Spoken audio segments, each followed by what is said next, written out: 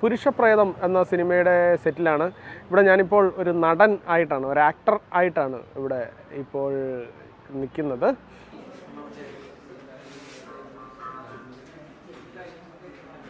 പുരുഷപ്രേതത്തിൻ്റെ കഥ കൃഷാന്ത് എന്നോട് ഒന്ന് പറയുമ്പോൾ അന്ന് ആവാസവ്യൂഹത്തിന് അവാർഡ് കിട്ടിയിട്ടുണ്ടായിരുന്നില്ല, ഡിക്ലെയർ ചെയ്തിട്ടുണ്ടായിരുന്നില്ല.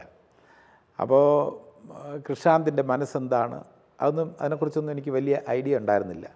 പക്ഷേ ഒരു കാര്യം ഞാൻ ശ്രദ്ധിച്ചു, എൻ്റെ കഥാപാത്രത്തിൻ്റെ പേര് ദിലീപേട്ടൻ ആണെന്ന് പറഞ്ഞു. സാധാരണഗതിയിൽ അതൊരു പോലീസുകാരനാണ്. സാധാരണഗതിയിൽ സിവിൽ പോലീസ് ഓഫീസർ ദിലീപ് അല്ലെങ്കിൽ കോൺസ്റ്റബിൾ ദിലീപ് അങ്ങനെയൊക്കെയാണ് പറയാൻ സാധ്യത. പക്ഷേ ത്രൂ ഔട്ട് കഥയിൽ ദിലീപേട്ടൻ എന്നാണ് പറഞ്ഞത്. അപ്പോൾ അതിൽ ഒരു എന്തോ ഒരു സംഭവം ഉണ്ടെന്ന് എനിക്ക് പിടികിട്ടി. അപ്പോൾ പിന്നീട് നറേറ്റ് ചെയ്തപ്പോൾ ദിലീപേട്ടൻ എന്ന് പറയുന്നത് ഒരു സീനിയോറിറ്റിക്കപ്പുറം ആ സ്റ്റേഷനിൽ എല്ലാവർക്കും ഇഷ്ടമുള്ളൊരു ക്യാരക്ടറാണ്. അയാളുടെ ഒരു സീനിയോറിറ്റി അക്സെപ്റ്റ് ചെയ്യുന്നു. അതോടൊപ്പം തന്നെ അയാളൊരു എന്താ പറയുക, സ്ട്രെയിറ്റ് ഫോർവേഡ് എന്നുള്ള രീതിയിൽ പറയാൻ പറ്റില്ല എങ്കിൽ പോലും ഒരു മനുഷ്യനാണ്. അതിനെക്കുറിച്ച് പറയുമ്പോൾ എല്ലാ പോലീസുകാരും മനുഷ്യരാണ്. ഇപ്പോൾ എൻ്റെ ഒരു ഒബ്സർവേഷൻ, എല്ലാ പോലീസുകാരും മനുഷ്യരാണ് എന്ന് പറയുമ്പോൾ തന്നെ എല്ലാ മനുഷ്യരും പോലീസുകാരാണ്.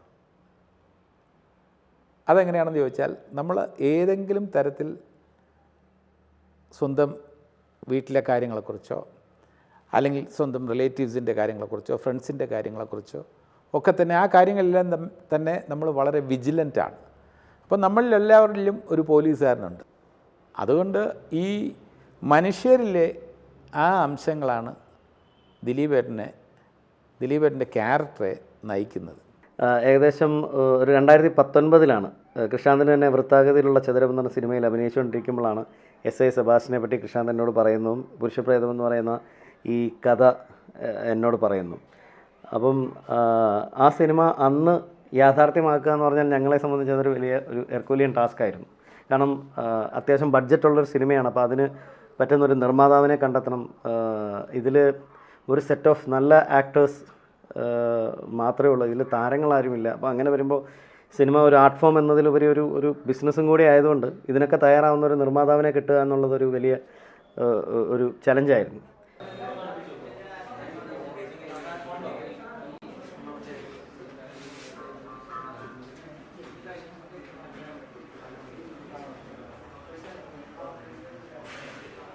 പുരുഷപ്രേതം എന്ന ഈ സിനിമയുടെ ഒരു സ്ക്രീൻ പ്ലേ ഞാൻ ഇതിനകത്ത് അഭിനയിക്കുന്നു എന്നൊക്കെയുള്ള തീരുമാനം കൃഷാന്ത് എടുക്കുന്നതിന് മുന്നേ ഞാൻ കേട്ടിരുന്നു. വളരെ രസകരമായ ഒരു സിനിമയാണ്. അപ്പോൾ അതിൽ എന്നെ കാസ്റ്റ് ചെയ്തു എന്ന് ഉള്ള ഒരു കാര്യം പറയുമ്പോൾ എനിക്ക് ഏറ്റവും സമാധാനവും സന്തോഷമുള്ള ഒരു സമയം കൂടാണ്. കാരണം അഭിനയിക്കുമ്പോൾ ഒട്ടും ടെൻഷൻ ഇല്ലാതെ ചെയ്യുക, നമ്മളെ പണിയേൽപ്പിച്ച സംവിധായകനെ സന്തോഷമാകുക എന്നുള്ളതാണ് വലിയ കാര്യം. അതിവിടെ സംഭവിക്കുന്നുണ്ട് എന്ന് ഞാൻ കരുതുന്നു. കാരണം ഞാനൊരു ഫിലിം മേക്കറാണ്. ഞാൻ എങ്ങനെയാണോ ആക്ടേഴ്സിനോട് പെരുമാറുക മീൻസ് അവരെങ്ങനെയാണോ ഡീൽ ചെയ്യുന്നത്, അതേപോലെ ഒരു പരിപാടിയാണ് ഇവിടെയും കാണുന്നത്. സോ എല്ലാവരും ഭയങ്കര ഹാപ്പിയാണ്. കൃഷാന്ത് എനിക്ക് നറേറ്റ് ചെയ്ത് തന്നപ്പോൾ തന്നെ എനിക്ക് ഏകദേശം പിടികിട്ടിയ കാര്യങ്ങൾ, ദിലീപേട്ടൻ എന്താണ്, ആ കഥ പറഞ്ഞപ്പോൾ തന്നെ ദിലീപേട്ടൻ എന്താണെന്നുള്ളത് എനിക്ക് പിടികിട്ടി. അതുകൊണ്ട് തന്നെ അത് എനിക്ക് അല്പം വഴങ്ങുന്ന കാര്യമാണെന്ന് എനിക്ക് തോന്നി. ഇതിനകത്ത് ഫോഴ്സ്ഡായിട്ടുള്ള ഹ്യൂമറൊന്നുമില്ല. പക്ഷേ ഒരു കാര്യത്തിൽ ഉറപ്പുണ്ടായിരുന്നു, കൃഷാന്ത് പറഞ്ഞിരുന്നു, ഇതിനകത്ത് നമ്മുടെ സീനൊക്കെ കഴിഞ്ഞപ്പോൾ ഓരോ സീൻ കഴിയുമ്പോഴും ഇതിന് നല്ല ചിരി വരുമെന്ന് കൃഷാന്ത് എന്നോട് പറയുന്നുണ്ടായിരുന്നു. ക്രൂ എല്ലാം തന്നെ ചിരിക്കുന്നുണ്ടായിരുന്നു. പക്ഷേ ഞാൻ അതെങ്ങനെയായിരിക്കും സ്വീകരിക്കുക എന്നുള്ള കാര്യത്തിലൊക്കെ എനിക്ക് കൺഫ്യൂഷൻ ഉണ്ടായിരുന്നു. പക്ഷേ ഇത് എടുത്തിട്ട് മോണിറ്ററിൽ കാണുമ്പോൾ കൂടെ നിന്നവരെല്ലാവരും തന്നെ ചിരിക്കുന്നത് കണ്ടപ്പോൾ എനിക്ക് സന്തോഷം തോന്നി. അപ്പോൾ ആ ചിരി മാത്രമല്ല, ആ ചിരിയുടെ ഷെയ്ഡ്സ് ഉണ്ട്. അതേ അവസരത്തിൽ ഞാൻ പറഞ്ഞല്ലോ, പച്ചയായ മനുഷ്യൻ്റെ വികാരം എന്ന് പറയുമ്പോൾ ചിരി മാത്രമല്ല, സന്തോഷം മാത്രമല്ല, അയാൾക്ക് നൊമ്പരങ്ങളുണ്ട്, പ്രയാസങ്ങളുണ്ട്, വിഷമങ്ങളുണ്ട്. ഈ വിഷമങ്ങളും കൂടെ ചേർത്ത ഒരു കഥാപാത്രമാണ് ദിലീപേട്ടൻ. അത് ഒരുമിച്ച് കൊണ്ടുപോവുക എന്ന് പറയുന്നത് അത്ര എളുപ്പമുള്ള കാര്യമല്ല. പക്ഷേ അത് ഒരു പരിധിവരെ എനിക്ക് കൃഷാന്തിൻ്റെ ക്രൂവിൻ്റെയൊക്കെ സഹായത്തോടെ കൊണ്ടുപോകാൻ കഴിഞ്ഞു എന്നാണ് എൻ്റെ വിശ്വാസം. ഞാൻ പുരുഷപ്രേതത്തിൻ്റെ സെറ്റിൽ നിന്നാണ് സംസാരിക്കുന്നത്. ആൻഡ് എൻ്റെ ക്യാരക്ടറിൻ്റെ പേര് സൂസന്ന എന്നായിരുന്നു. And I think one thing I like the most about this process, ഞങ്ങൾ പണ്ട് നാടകമൊക്കെ ചെയ്യുമ്പോൾ കുറച്ച് പേരുണ്ടാവും, ആ കുറച്ച് പേര് എല്ലാ പണിയും ചെയ്യുന്നുണ്ടാവും. അപ്പോൾ I think that was A similar feeling. ഇവിടെ ഉള്ളവരെല്ലാം എല്ലാ പണിയും ചെയ്യുന്നൊരു സ്പേസ് ആയിരുന്നു. അപ്പോൾ it felt like everyone's contributing, everyone's in a large way, everyone's part of the process in the same way. അങ്ങനത്തെ ഒരു ഫീലിംഗ് ഉണ്ടായിരുന്നു. അപ്പോൾ I think I really enjoy that. എന്നാൽ ഞങ്ങളുടെ ഈ യാത്രക്കിടയിൽ ഞങ്ങൾ കുറേ ഒരു 4-5 നിർമ്മാതാക്കളെ കണ്ടു. അവരെല്ലാവരും തന്നെ കഥ കേട്ടിട്ട് ഇതിൻ്റെ ബിസിനസ്സിനേക്കാളുപരി ഈ സിനിമ ചെയ്യാൻ അവരെല്ലാവരും തയ്യാറായി. പക്ഷേ ഓരോരോ കാരണങ്ങളാൽ അതൊന്നും നടക്കാതെ പോയി. അവസാനം ഞങ്ങൾ എത്തിച്ചേർന്ന് ഇപ്പം ജിയോ ബേബി, മാൻകൈൻഡ് സിനിമാസും ഐൻസ്റ്റീൻ സാക്പോൾ എന്ന് പറഞ്ഞ എൻ്റെ ഒരു സുഹൃത്തും ഞങ്ങളെല്ലാവരും കൂടെ ചേർന്ന് ഈ സിനിമ ഇപ്പോൾ യാഥാർത്ഥ്യമാക്കിയെടുത്തു. ഈ സിനിമയുടെ ഷൂട്ടിംഗ് എന്ന് പറയുന്നത് എന്നെ സംബന്ധിച്ച് വളരെ ഒട്ടും മറക്കാൻ പറ്റുന്ന ഒരു കാര്യമല്ല. ഷൂട്ടിംഗ് എന്ന് പറയുന്നത് 1 മാസം നീണ്ടുനിന്ന, ഒരു 30-35 ദിവസം നീണ്ടു നിന്ന ഒരു കാലയളവായിരുന്നു. എന്നാൽ ഈ സിനിമയിലേക്ക് എത്തിയ ഇതിൻ്റെ ഷൂട്ടിങ്ങിലേക്ക് എത്തിയ 3 വർഷം എന്ന് പറയുന്നത് ഇതിൻ്റെ ഓരോ സ്റ്റേജസും ഈ സിനിമ പുരുഷപ്രേതത്തിൻ്റെ സ്ക്രിപ്റ്റിംഗ് മുതൽ അത് ഓരോ കാലഘട്ടത്തിലും ഇവോൾവ് ചെയ്ത് നമ്മൾ ഇന്ന് കാണുന്ന പുരുഷപ്രേതത്തിലേക്ക് എത്തുന്ന ഓരോ കാലഘട്ടവും എന്ന് പറയുന്നത് 3 വർഷം നീണ്ടിരിക്കുന്ന ആ കാലഘട്ടം എന്നെ സംബന്ധിച്ച് സിനിമ എന്ന് പറയുന്ന മാധ്യമത്തിലേക്ക് അതിൻ്റെ ഓരോ സങ്കീർണതകളിലേക്കും വെളിച്ചം വീശുന്ന ഒരു പ്രോസസ്സായിരുന്നു. പിന്നെ ഈ പുരുഷപ്രേതത്തിൻ്റെ സ്ക്രീൻ പ്ലേയിലേക്ക് വരുമ്പോൾ ഞാൻ ആദ്യം ഇതിൻ്റെ കഥ കേൾക്കുകയാണ് ഉണ്ടായത്. കൃഷാന്തും പറഞ്ഞതെന്നറിയാം. ഈ സിനിമയിലെ പ്രധാന കഥാപാത്രം ചെയ്യുന്ന പ്രശാന്ത് അലക്സ് പറഞ്ഞിട്ടും എനിക്ക് ഈ സിനിമ എന്താണെന്നറിയാം. പക്ഷേ സ്ക്രീൻ പ്ലേ വായിച്ചു കഴിയുമ്പോഴാണ് ഈ സിനിമ എന്താണ് കൃഷാന്ത് ഈ സിനിമയിൽ ഉദ്ദേശിക്കുന്നത് എന്നുള്ളത് വളരെ വ്യക്തമാകുന്നത്. ഒരു ഡിഫറൻറ്റ് ഒരു അപ്രോച്ച് എന്നൊക്കെ പറയാം ഇതിൻ്റെ ഒരു സ്ക്രീൻ പ്ലേനെ പറ്റിയിട്ട്. കാരണം നമുക്ക് എപ്പോഴും ഈ പറയുന്ന പോലെ അജ്ഞാത ജഡം അല്ലെങ്കിൽ അൺഐഡൻറ്റിഫൈഡ് ബോഡീസ്, ഇതിൻ്റെയൊക്കെ പിന്നിലുള്ള കുറേ കാര്യങ്ങളെക്കുറിച്ചുള്ളൊരു അന്വേഷണമാണ് ഈ പുരുഷപ്രേതം എന്ന് പറയുന്ന സിനിമ. ആ അന്വേഷണം ഏറ്റവും രസകരമായിട്ടാണ് പോകുന്നത്. ഇറ്റ്സ് ഒരു ഹിലാരിയസ് മൂവിയാണ്. നമുക്ക് ചിരിച്ചുകൊണ്ട് ആണ് ഇതിലെ ഓരോ നിമിഷങ്ങളും കടന്നു പോകുന്നത്. എന്നെ സംബന്ധിച്ച് എനിക്ക് ഭയങ്കര പേഴ്സണലി ഇഷ്ടമുള്ള തരം ഒരു സിനിമകളാണ് ഇങ്ങനത്തെ വളരെ സീരിയസ് ആയിട്ടുള്ള കാര്യങ്ങൾ രസകരമായിട്ട് പറയുന്നത്. അപ്പോൾ അത് ഈ സിനിമയിൽ വളരെ മനോഹരമായി സംഭവിച്ചിട്ടുണ്ട്.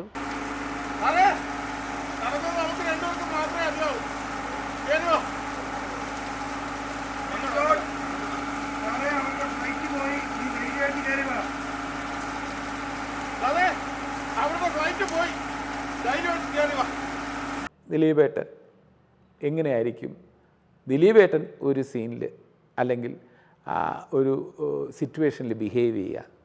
അത് എനിക്ക് പരിചയമുള്ള ഒരുപാട് ദിലീപേട്ടന്മാരെ എൻ്റെ മനസ്സിൽ ആ സമയത്ത് ഞാനൊന്ന് ഓർത്തെടുത്ത് ഏതെങ്കിലും ഒരു സ്പെസിഫിക് ക്യാരക്ടറിനെ അതിൻ്റെ ഇൻഫ്ലുവൻസ് വരുത്താനല്ല ഞാൻ ശ്രമിച്ചിട്ടുള്ളത്. ഇതേപോലുള്ള പോലീസുകാരിലും വളരെ രസികന്മാരുണ്ട്, വളരെ സരസരായിട്ടുള്ള പോലീസുകാരുണ്ട്. അതിൻ്റെയൊക്കെ ഒരു മിക്സാണ് ഈ ദിലീപേട്ടൻ. അതേ അവസരത്തിൽ ഇയാൾക്ക് സുപ്പീരിയേഴ്സിനോട് വളരെ ബഹുമാനമുണ്ട്, സ്നേഹമുണ്ട്. അപ്പോൾ ഒരുപാട് എന്താ പറയുക, കുറച്ചൊരു കുറേ കാര്യങ്ങളുടെ ഒരു മിക്സാണ് ഈ ദിലീപേട്ടൻ. പച്ചയായ മനുഷ്യനാണ്. ഒരു പച്ചയായ മനുഷ്യൻ റിയാക്ട് ചെയ്യുന്ന പോലെയാണ് ദിലീപേട്ടൻ പോലീസ് എന്ന നിലയ്ക്കും റിയാക്ട് ചെയ്യുന്നത്. അത് കഥയിലും ഒരുപാട് ട്വിസ്റ്റുകളും ടേൺസും വരുത്തുന്നുണ്ട്. ദിലീപേട്ടൻ്റെ ആ സമയത്ത് ദിലീപേട്ടൻ ഒരു യഥാർത്ഥ പോലീസുകാരനായി ബിഹേവ് ചെയ്തിരുന്നെങ്കിൽ, വിജിലൻ്റ് ആയിരുന്നെങ്കിൽ കഥയ്ക്ക് ഇങ്ങനെ ഒരു ഗതി വരുമായിരുന്നു എന്ന് ചോദിച്ചാൽ ഇല്ല എന്ന് നിസ്സംശയം പറയാൻ കഴിയും. അതാണ് ഈ ക്യാരക്ടറിൻ്റെ പ്രത്യേകത, ഈ ക്യാരക്ടറിൻ്റെ പ്രസക്തി. പുരുഷപ്രേതത്തിൽ ദിലീപേട്ടൻ ചെയ്തിട്ടുള്ള കാര്യങ്ങളെല്ലാം തന്നെ അതിൻ്റെ കഥയെ സ്വാധീനിക്കുന്നുണ്ട്, ഇൻക്ലൂഡിങ് പരിസമാപ്തി. ഞാനിപ്പോൾ ഇവിടെ പുരുഷപ്രേതം എന്ന് പറയുന്ന സെറ്റിലാണ് ഇരിക്കുന്നത്. ഇതിനകത്ത് ഞാൻ നല്ല രസകരമായ ഒരു കഥാപാത്രം ഞാൻ ഇതുവരെയും ചെയ്തിട്ടില്ല. അങ്ങനെ ഒരു പ്രത്യേകതയുള്ള ഒരു കഥാപാത്രമാണ്. കുറച്ച് പ്രായമുള്ള, കേൾവി കുറവുള്ള, അതുപോലെ വളരെ ഫണ്ണിയായിട്ട്, കേൾവി കുറവുള്ളതിൻ്റെ പുറത്ത് തന്നെ കുറച്ച് കാര്യങ്ങൾ ഫണ്ണിയായി പോകുമല്ലോ. അപ്പോൾ അങ്ങനെ വളരെ ഫണ്ണി ആയിട്ടുള്ളൊരു ക്യാരക്ടറാണ് ഞാൻ ചെയ്തത്. ഇത് തിരക്കഥയൊക്കെ എഴുതിയിട്ടുള്ളത് അജിത്താണ്. അപ്പോൾ വ്യക്തിപരമായിട്ടൊരു സന്തോഷം എന്ന് പറഞ്ഞാൽ ഇതിനകത്തുള്ള പലരും, കൃഷാന്ത് അടക്കമുള്ളവരെല്ലാം നമ്മുടെ സുഹൃത്താണ്. ഞാൻ സിനിമയിൽ വരുന്നതിന് മുമ്പേ തന്നെ എനിക്കവരൊക്കെ അറിയാം. പിന്നെ ഈ സിനിമയുടെ വേറൊരു പ്രത്യേകത എന്ന് പറഞ്ഞാൽ നമ്മൾ അഭിനയിക്കാൻ പോകാമെന്നല്ല തോന്നുന്നത്, കൂട്ടുകാരുടെ ഇടയിലേക്ക് പോകുന്നതായിട്ടാണ് തോന്നുന്നത്. കാരണം അത്രയും ഫ്രണ്ട്ലിയാണ്. നമുക്ക് വളരെ ക്രിയേറ്റീവായിട്ടുള്ളൊരു സ്പേസ് എങ്ങനെയായിരിക്കണം അതിൻ്റെ ഒരു ഉദാഹരണമാണ് ഈ സെറ്റ്. എല്ലാവരും പരസ്പരം സ്നേഹത്തോടും സന്തോഷത്തോടും അതിൻ്റെ ഒരു വൈബുണ്ട് ഇവിടെ. അതാണ് ഈ സെറ്റിൻ്റെ ഏറ്റവും വലിയ പ്രത്യേകത എന്നാണ് എനിക്ക് പറയാനുള്ളത്. ആദ്യം ഞാൻ പ്രശാന്ത് ഏട്ടനാണ് ഫസ്റ്റ് എന്നെ വിളിക്കുന്നത്. അപ്പോൾ സംസാരിച്ചപ്പോൾ ഐ ഹാഡ് സ്ക്രിപ്റ്റ് വായിച്ചു തുടങ്ങിയപ്പോൾ തന്നെ ഐ ഡിസൈഡഡ് ദാറ്റ് എനിക്കിത് ചെയ്യണം.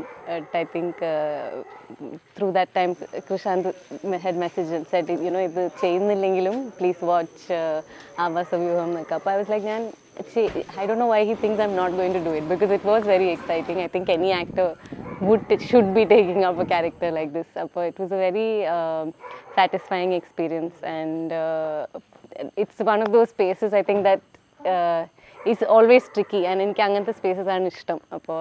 This was totally my space, and I was very happy on this set. കൃഷാന്തിൻ്റെ ഒരു ശൈലി എന്ന് പറയുമ്പോൾ തീർച്ചയായിട്ടും ഇംപ്രവൈസ് ചെയ്യാൻ ഒരു അവസരം തരുന്ന സംവിധായകനാണ് കൃഷാന്ത്. അത് ആവാസവ്യൂഹത്തിലൂടെ തന്നെ നമുക്കറിയാം. ഒരു ഫുൾ സ്ക്രിപ്റ്റ് തീർച്ചയായിട്ടും അദ്ദേഹത്തിന് വേണ്ടത് എന്താണെന്നുള്ള വ്യക്തമായിട്ടുള്ള ധാരണയുണ്ട്. പക്ഷേ ആ വേണ്ടത് എങ്ങനെ നമ്മൾ എക്സിക്യൂട്ട് ചെയ്യണം എന്നുള്ള കാര്യത്തിൽ അത്യാവശ്യം സ്വാതന്ത്ര്യം അദ്ദേഹം തരാറുണ്ട്. പക്ഷേ ആ സ്വാതന്ത്ര്യം ഞാൻ ഒരിക്കലും ദുരുപയോഗപ്പെടുത്തിയിട്ടില്ല. ഉദാഹരണത്തിന് ചില കാര്യങ്ങൾ, ഒരു കാര്യം ഞാൻ സ്പെസിഫിക്കായിട്ട് പറയുന്നില്ല, അതൊരു സ്പോയിലർ ആകും എന്നുള്ളതുകൊണ്ട് ഞാൻ പറയുന്നില്ല. ഒരു സിറ്റുവേഷനിൽ ഒരു പോയിൻ്റ് ഞാൻ ഈ ഡയലോഗ് ഒന്ന് പറഞ്ഞോട്ടെ എന്ന് ചോദിച്ചത് രസകരമായിരിക്കും. അപ്പോൾ കൂടെ ഉണ്ടായിരുന്ന അസിസ്റ്റൻറ്റ് ഡയറക്ടേഴ്സും ആക്ടേഴ്സും ഒക്കെ ചിരിച്ചു. അപ്പോൾ പക്ഷേ കൃഷാന്ത് പറഞ്ഞു, വേണ്ട ഏട്ടാ, അത് പറയണ്ട, അത് ഐ ഡോണ്ട് തിങ്ക് അത് ഈ സിറ്റുവേഷനെ സ്യൂട്ട് ചെയ്യുമെന്ന് എനിക്ക് തോന്നുന്നില്ല, അത് വേണ്ട. അവിടെ എനിക്ക് കൃഷാന്തിനോട് ഇഷ്ടം തോന്നി. അല്ലാതെ ഞാൻ പറഞ്ഞു ഓക്കെ അത് നമുക്ക് പറയാം, എഡിറ്റിങ്ങിൽ കളയാം, അങ്ങനെയല്ല പറഞ്ഞത്. അത് ആ സിറ്റുവേഷന് ചേരുന്നതല്ല, അതുകൊണ്ട് വേണ്ട എന്നാണ് കൃഷാന്ത് പറഞ്ഞത്. പക്ഷേ എന്നെ അത്ഭുതപ്പെടുത്തിയ ഒരു കാര്യം, പിറ്റേ ദിവസം രാവിലെ കൃഷാന്ത് എന്നോട് വന്ന് പറഞ്ഞു, ചേട്ടാ ഇന്നലെ പറഞ്ഞില്ലേ ഒരു കാര്യം, ഒരു എക്സ്ട്രാ ഡയലോഗ്, അത് യൂസ് ചെയ്യാം. ഞാൻ ഒരുപാട് ആലോചിച്ചപ്പം ബാക്കിയുള്ളവരെല്ലാം ചിരിക്കുന്നുണ്ട്. അപ്പം നമ്മൾ ഒരു നല്ല പ്രേക്ഷകർക്ക് എൻജോയ് ചെയ്യാൻ കഴിയുന്ന, ചിരിക്കാൻ കഴിയുന്ന ഒരു സിറ്റുവേഷൻ നമ്മളെന്തിനു വേണ്ടെന്ന് വയ്ക്കണം? ആ സിറ്റുവേഷന് അത് കുഴപ്പമില്ല. ഞാൻ കൂടുതൽ ആലോചിച്ചപ്പോൾ അത് കുഴപ്പമില്ല, അപ്പോൾ ആ ഡയലോഗ് പറയാമെന്ന് പറഞ്ഞു. അപ്പം അങ്ങനെ ആ ഡയലോഗ് പറഞ്ഞു. ഞാൻ പറഞ്ഞു വന്നത് എന്താണെന്ന് വെച്ചാൽ, ഇംപ്രവൈസ് ചെയ്യാനുള്ള സ്വാതന്ത്ര്യം നൽകിയതുകൊണ്ട് മാത്രം എന്തും കയറി പറയുന്ന സ്വഭാവക്കാരനല്ല ഞാൻ. ആ സിറ്റുവേഷന് യോജിക്കുന്ന ഇംപ്രവൈസേഷൻ ആയിരിക്കണം, ആ സ്റ്റോറിയെ ബാധിക്കാത്ത ഇംപ്രവൈസേഷൻ ആയിരിക്കും, ആ സ്റ്റോറിയുടെ ഘടന, അതിൻ്റെ ക്ലൈമാക്സ്, ഇതിനെ ഒന്നും ബാധിക്കാത്ത രീതിയിലായിരിക്കണം ആർട്ടിസ്റ്റുകൾ ഇംപ്രവൈസ് ചെയ്യേണ്ടത് എന്ന പക്ഷക്കാരനാണ് ഞാൻ. അപ്പോൾ അതേ ഒരു പാറ്റേണാണ് തീർച്ചയായിട്ടും കൃഷാന്തും ഫോളോ ചെയ്യുന്നത്. അപ്പോൾ മാക്സിമം ഫ്രീഡം തരും. പിന്നെ കൃഷാന്തിൻ്റെ ഒരു ശൈലി എന്ന് പറയുന്നത്, ഒരു ഷോട്ട് കഴിഞ്ഞിരുന്നാൽ അപ്പം തന്നെ അതിൻ്റെ ഒരു റിമാർക്കും കൂടെ മിക്കവാറും പ്രതീക്ഷിക്കാം. ഗുഡ്, സൂപ്പർ എന്നൊക്കെ പറഞ്ഞിട്ട് പുള്ളി തന്നെ എൻജോയ് ചെയ്യുന്ന കാണുമ്പോൾ നമുക്കൊരു കോൺഫിഡൻസ് കൂടും.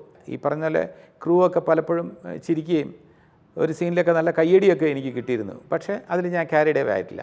ഫൈനൽ പ്രോഡക്റ്റിൽ അത് നമ്മൾ ഈ ലഭിച്ച അതേ ഒരു സ്വീകാര്യത ഫൈനൽ പ്രോഡക്റ്റിലും കൂടെ വരുമ്പോഴാണ് അതിന് പൂർണ്ണത വരുന്നത്. ഞാനിപ്പോൾ പുരുഷപ്രേതം എന്ന പടത്തിൻ്റെ സെറ്റിലാണുള്ളത്. അതിൽ ഒരു ക്യാരക്ടറിനെ ഞാനും അവതരിപ്പിക്കുന്നുണ്ട്. നടൻ എന്ന നിലയിലും ഒരു ഫിലിം മേക്കർ എന്നുള്ള നിലയിലും എനിക്ക് വളരെ വ്യത്യസ്തമായ ഒരു എക്സ്പീരിയൻസാണ് ഈ പടം നൽകിയിട്ടുള്ളത്. വളരെ സന്തോഷമുണ്ട്. പ്രധാനമായിട്ടും ഇത് കൈകാര്യം ചെയ്യുന്നൊരു വിഷയം തന്നെ നമ്മുടെ ഭരണകൂടവും അതുപോലെ നമ്മുടെ ജുഡീഷ്യറിയും ഒക്കെ ഇത് ജനങ്ങളിൽ ഉണ്ടാക്കുന്ന അനാവശ്യമായ ചില സങ്കീർണതകളെയും പൊള്ളത്തരങ്ങളെയൊക്കെ വളരെ ലളിതമായ രീതിയിൽ പരിശോധിക്കുകയും വിമർശിക്കുകയും ചെയ്യുന്ന വളരെ സൂക്ഷ്മമായൊരു പടമാണ്. വളരെ എല്ലാ വിഭാഗം ജനങ്ങൾക്കും ഒക്കെ മനസ്സിലാവുന്ന രീതിയിലുള്ളൊരു പടം. ഇങ്ങനൊരു പടത്തിൻ്റെ ഭാഗമാകാൻ കഴിഞ്ഞതിൽ ഞാനേറെ സന്തോഷിക്കുന്നു. അതുപോലെ തന്നെ നമ്മുടെ രാജ്യത്ത്, ഇപ്പോൾ നമ്മുടെ സംസ്ഥാനത്താണെങ്കിൽ ഇന്ത്യ ഒട്ടാകെയും ഈ അൺഐഡൻറ്റിഫൈഡ് ബോഡീസിൻ്റെ ഒരു സ്റ്റാറ്റിസ്റ്റിക്സ് എന്താണ്, അല്ലെങ്കിൽ ഇതിന് പിന്നിലുള്ള ഒരു ഡേറ്റയുടെ ഒരു കളക്ഷൻ നമ്മുടെ കയ്യിൽ ഉണ്ടോ ഇല്ലയോ? ഇത് ഈ ഡേറ്റ ഇല്ലാത്ത മൂലം നമ്മുടെ ഗവൺമെൻറ് ബോഡീസ്, പ്രത്യേകിച്ച് പോലീസ്, അത്തരം ഡിപ്പാർട്ട്മെൻറ്റുകൾ അനുഭവിക്കുന്ന പ്രശ്നങ്ങൾ, ഇതെല്ലാം ഈ സിനിമയിൽ ഏറ്റവും രസകരമായി കടന്നു പോകുന്നുണ്ട്. ഒരു ഡെഡ് ബോഡിയുടെ പിന്നിലൂടെ ഉള്ള ഒരു രസകരമായ യാത്രയാണ് ഈ പുരുഷപ്രേതം എന്ന് പറയുന്ന ഈ ഒരു സിനിമ എന്ന് പറയുന്നത്. ഒട്ടേറെ ചോദ്യങ്ങളും ഉയർത്തുന്നുണ്ട്. അത് പക്ഷേ ഈ പറഞ്ഞതുപോലെ സ്റ്റേറ്റ്മെൻറ്റുകളൊന്നുമല്ല, വളരെ രസകരമായി നമുക്ക് കണ്ടിരിക്കാവുന്ന ഒരു ചലച്ചിത്രമാണ് പുരുഷപ്രേതം.